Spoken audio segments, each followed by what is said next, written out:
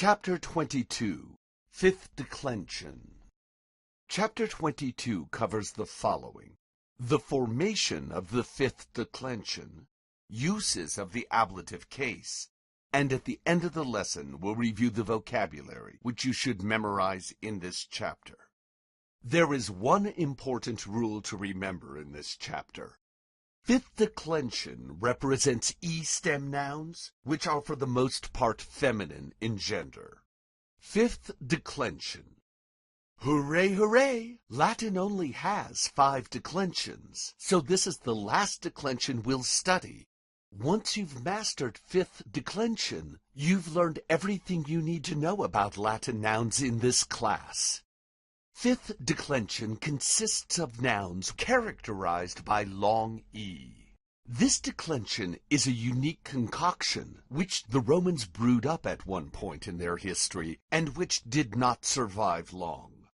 As Latin after classical antiquity began evolving into the various Romance languages, this E-stem category of nouns was conflated into other declensions and disappeared as a separate grammatical category.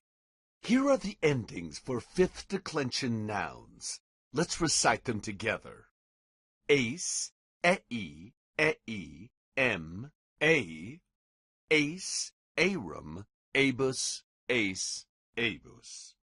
Note the dominance of E, often long E, which is without doubt the most significant feature of this declension, though the long E produces no mandatory long marks, meaning no forms are distinguished by macrons in this declension.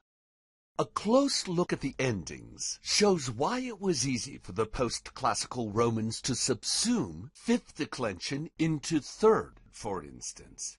Fifth and third look a lot like each other. In fact, the majority of fifth declension endings look like a long E stem with third declension endings appended onto it. That should make memorizing fifth declension all the easier.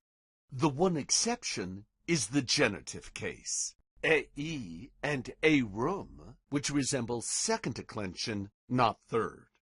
Note also that the ending ace shows up in 3 places: the nominative singular, the nominative plural, and the accusative plural. While it may seem on the surface that will make distinguishing these forms difficult, in practice, that's actually not the case. The fact that these forms are often accompanied by a first-second declension adjective will help distinguish them. For instance, if we take the noun race, which is fifth declension and means thing, and attach the adjective lightus, which is first-second declension and means happy, the result is, in the nominative singular, a noun-adjective cluster, race lighta, a happy thing as subject. But if we make that form plural, it changes to race lightae, happy things, as the subject.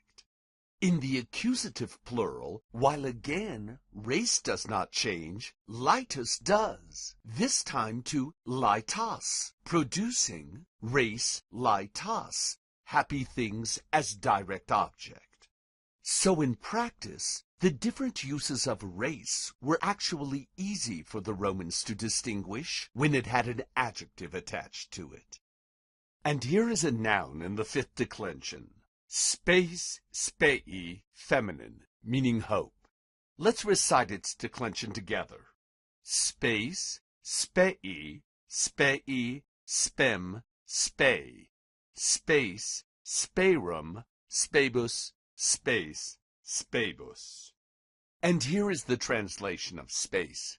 There are no surprises here and nothing to comment on, except that, now that we've studied fifth declension, we're done with noun formation in Latin. Yay! Well, almost. We'll have to do a little bit of housework later on, but we're 98% done. And I can't speak for you, but 98% done sounds awfully good to me. To conclude this chapter, Mr. Wheelock does something very wise. He stops and reviews the uses of the ablative case. From an English speaker's perspective, the usage of the ablative case in Latin breaks down into two major categories. Those instances when the ablative is accompanied by a preposition and those when it isn't. The balance is far from equal. The majority of ablatives have prepositions. A construction will abbreviate as OP, object of the preposition. As for example, in locis illis, meaning in that region. If the noun locis were underlined, and I asked you what case and why, you should answer ablative OP, in. But there are two major exceptions to this rule, one involving the preposition ab and the other cum. Let's look at cum first.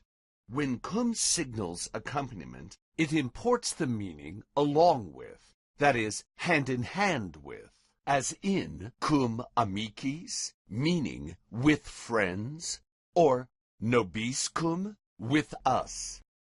This use of cum, accompaniment, which requires the preposition, and whose object is always a person or personage, is a different grammatical construction and must be differentiated from the ablative of manner, which also uses the preposition cum, but in a very different sense, in the fashion or manner of. For example, cum ira, with anger, that is, angrily, or cum spe, with hope, in other words, hopefully. The prepositional phrase functions adverbially. It shows the manner in which some action happened. That means the object of cum, in an ablative of manner, has to be some sort of abstract noun, such as courage, speed, or hesitation. It can't be a person, like with the ablative of accompaniment. The second major exception to the rule that ablatives which have a preposition in front of them should be diagnosed as OP plus whatever the preposition is involves the preposition ab. If ab means from, then yes, it's okay to say OP ab, as in ab patria, from the fatherland.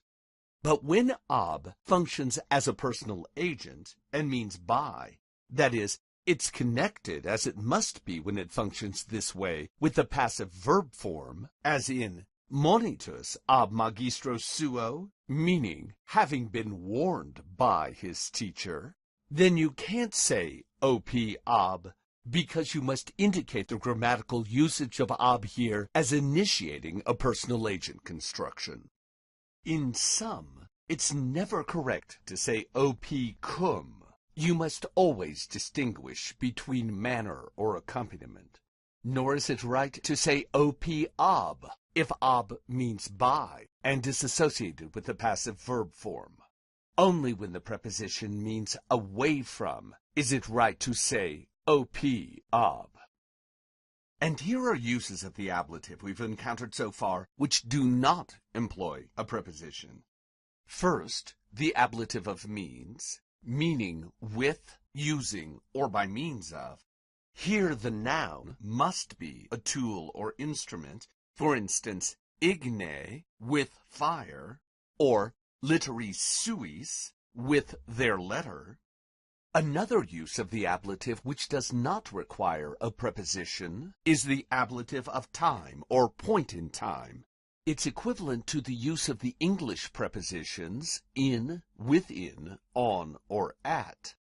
And the noun used must be a unit of time, such as temporibus istis, meaning in those times, or aitate mea, meaning at my age.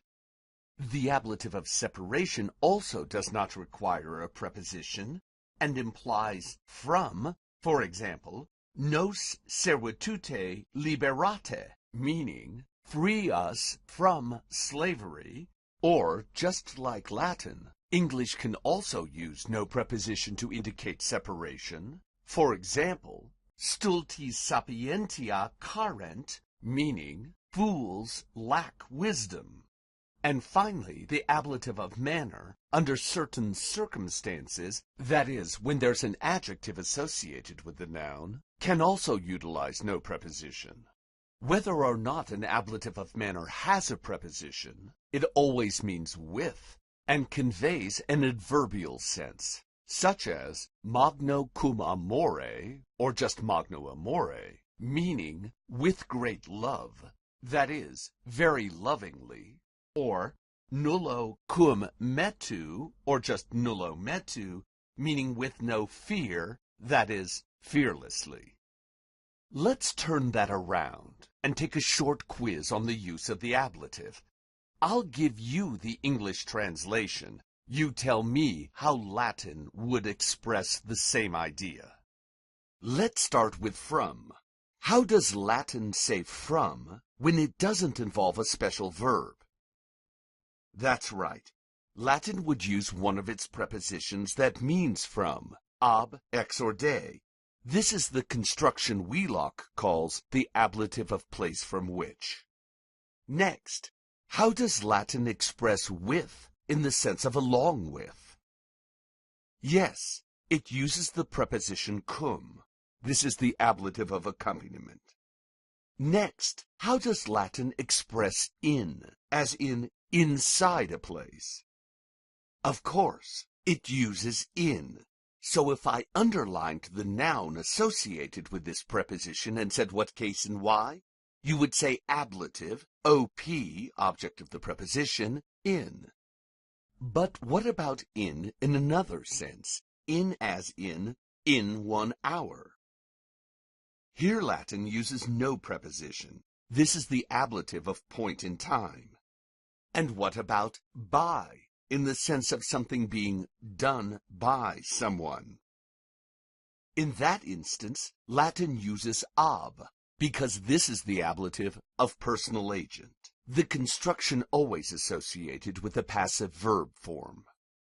And what about with in another sense, that is, with in the sense of in the fashion of? There Latin uses the preposition cum.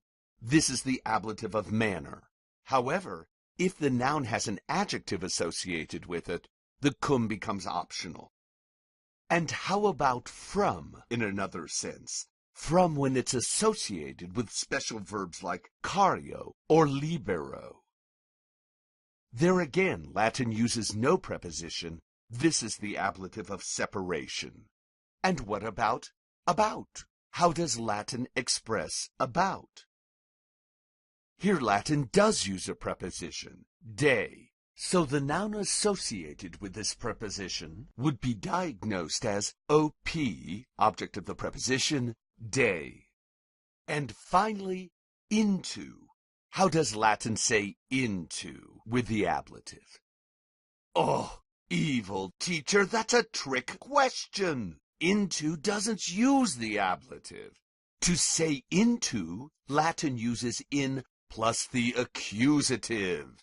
Bad, nasty teachers who ask trick questions like that should be paid more. And don't forget, sub can do the same. It can take both the accusative and the ablative. Have we left out any prepositions which we've covered in the vocabulary and which take the ablative? There is one. Sine. It means without. But that's it. That's the end of the quiz on the ablative, and the grammar for this chapter, and the grammar for the entire term. Congratulations! You're halfway through learning Latin. Now let's look at the vocabulary for this chapter.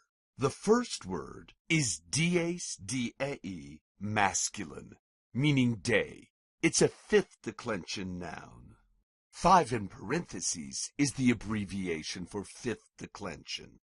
This is one of the rare nouns in fifth declension that's masculine in gender. Most are feminine. Indeed, some classical authors treat dies as a feminine noun. We get English words like diurnal, diary, and journal from this word. All these English derivatives have a sense of day underlying them. The next word is fides fidei, feminine, meaning faith, trust, trustworthiness, fidelity, or protection. It's a fifth declension, feminine noun. Please translate and parse. That is, give me the grammar of the phrase cum fide. That's right, with faith, or faithfully. It's an ablative of manner. The next word is ignis, masculine, meaning fire. It's a third declension, I stem noun. That's right, it's parasyllabic. So what's its genitive plural? Good, ignium. The next word is modus modi, masculine, meaning measure, bound or boundary, limit, manner, method, or mode. It's a second declension masculine noun. Often underlying this noun is the sense of well measured. Thus we get words like moderate, modest, and commodious. Do you know what commodious means? It means roomy or full of space. The next word is res rei, feminine, meaning thing, matter, business, or affair. It's a fifth declension feminine noun. This is a very important word in Latin, arguably the most important word in fifth declension. The data suggest that it is single-handedly responsible for keeping fifth declension alive during the classical period and preventing it from collapsing into one of the more popular and well-used declensions. Race means thing in the sense of possession versus thing in its more abstract sense as in a good thing, bonum, which is a neuter substantive. Instead, race as thing means things you can hold in your hand, and thus we get words like reality or real estate, meaning the tangible possessions you own. What do you think the English verb reify means? That's right, to treat something as a real thing or an object. The next word is based on race. It is res publica, rei publicae, feminine, meaning state, commonwealth, or republic. The noun race is fifth declension, and the adjective publica is first. This was the word the Romans used for the type of government they had between 510 and 31 BCE. A state based on a shared treasury. In other words, a common wealth. The English word commonwealth is a direct translation of this Latin term. What would be the dative singular of res publica? Yes, rei publicae, meaning for the republic. And the accusative plural? Good, res publicas. The next word is spei, feminine, meaning hope. It's a fifth declension feminine noun. The abbreviation ei is an abbreviation for fifth declension, which you'll see often in dictionaries and vocabulary lists.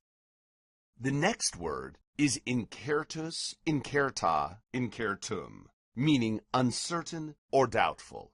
It's a first-second declension adjective. This word is the opposite of certus which we already encountered in chapter 20. The next word is a verb, eripio, eripere, eripui, ereptum, meaning snatch away or take. It's a third conjugation io verb. We've already discussed eripio and its vowel gradation in chapter 21. The next word is inquit, meaning says or said. It's a defective verb. Defective means the verb is lacking essential forms, like coepi, which doesn't have present tense forms. Defective verbs can be missing persons, numbers, tenses, or either of the two voices. In the case of inquit, all we really have is inquit. And with that, it's impossible to tell what conjugation the verb belongs to, third, third IO, or fourth. Roman authors in the classical period used this verb almost exclusively in the third person singular, in the same way the English word quoth is restricted to the same person in number. There are, however, some Roman authors who use a first-person form of inquit, in quam, meaning I say or said, but they're few and far between. To make matters even more difficult, it's not entirely clear what tense inquit is, since it has both a present and a past sense. That's why the translation is both say and said. Moreover, it's used almost exclusively in one context, where a Roman author is directly quoting another's words. The next word is a very important Latin verb, tolo tolere sustuli sublatum, meaning raise, lift up, take away, remove, or destroy. It's a third conjugation verb. This verb involves another technical grammatical term, composite, meaning that two verbs have been put together to produce one.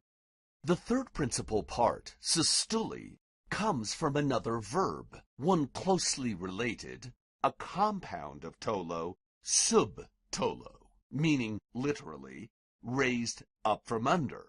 The reason that the compound of tolo has been used in the perfect will become clear when we study another verb, pharaoh, later in the class. At that same point later in the class, we'll also discuss the fourth principal part of this verb, sublatum, which is based on the perfect passive participle of the verb pharaoh. There we'll see it's not as irregular as it looks. The next word is medius, media, medium, meaning middle or middle of. It's a first-second declension adjective. It means literally in Latin, the middle part of something. So it's used by the Romans to indicate, for instance, the center of a city, which in Latin would be media urbs, or on the middle of a mountain, that is, halfway up the mountain, which would be in medio monte. Mons montes masculine means mountain. Note that medio here does not mean the middle mountain, the mountain in between two others, but on the middle part of the mountain. The next word is quondam, meaning formerly or once. It's an adverb. This is once in the sense of once upon a time, not once in the sense of happening only one time. And the last word in this vocabulary list, indeed the last word you have to learn at all in this class, is allo, allere, allui, altum, meaning nourish, support, sustain, increase, or cherish. It's a third conjugation verb. Note in particular the third principal part, allui, as if the verb were second conjugation. The basic sense of this verb is to grow or cause to grow, and thus its fourth principal part, altum, meant literally to the Romans having been grown, like a plant that's thriving, which of course will be tall. Thus there's a sense of height or altitude associated with the base al, but the sense having been grown can be seen not only from the bottom up, but the top down.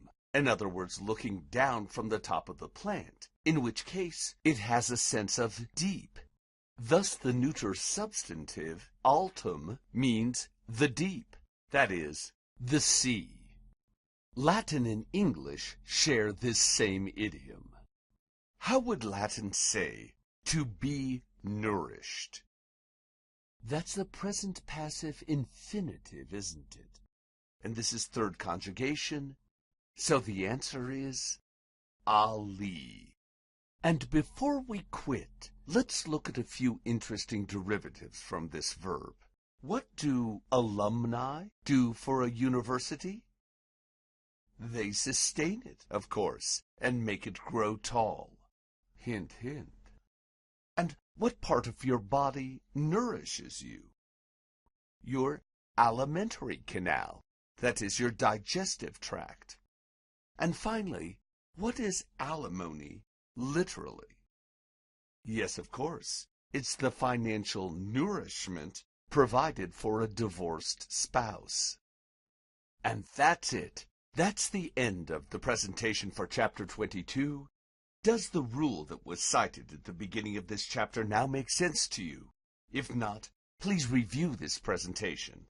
If so, please proceed to the next slide. For the next class exercise, please print out a copy of the practice and review sentences for Chapter 22. You'll find them on page 103 of Wheelock's text. Multa perfecimus o discipuli cari, et plura futura quoque perficiemus. Valete.